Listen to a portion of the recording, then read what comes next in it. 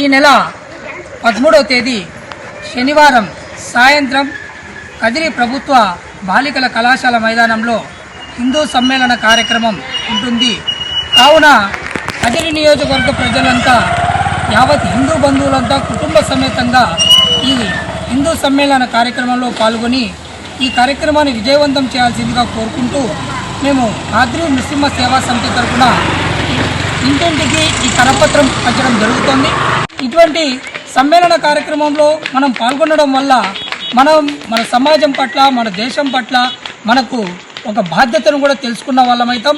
ఇదే విధంగా ఇటువంటి సమ్మేళన కార్యక్రమాలు మరిన్ని జరగాలని, ఇటువంటి కార్యక్రమంలో ప్రతి ఒక్క హిందువు తమ కుటుంబ సమేతంగా భవిష్యత్ తరాలకు మన హిందూ సాంప్రదాయాల పట్ల, హిందూ ధర్మాల పట్ల వారికి అవగాహన కల్పించే విధంగా ఈ సమ్మేళనం కూడా ఉంటుందని ఆర్ఎస్ఎస్ రాష్ట్రీయ స్వయం సేవక్ సంస్థ 1925లో స్థాపించి నేటికి 100 సంవత్సరాలు పూర్తి చేసుకున్న సందర్భంగా ఆ సంస్థ ఎన్నో ఆలయాలను పరిరక్షించుకుంటూ ఎన్నో సేవా కార్యక్రమాలు చేస్తూ నేటికి ఎన్నో సేవా కార్యక్రమాలు చేస్తుంది.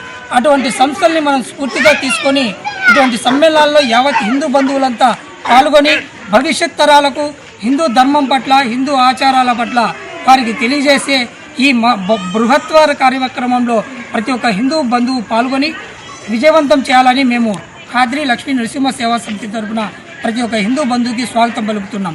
జై శ్రీరామ్, జై శ్రీరామ్. ఇంకా కుటుంబం అంతా చెప్పండి, మర్చిపోదండి, ఖచ్చితంగా మర్చిపోదండి.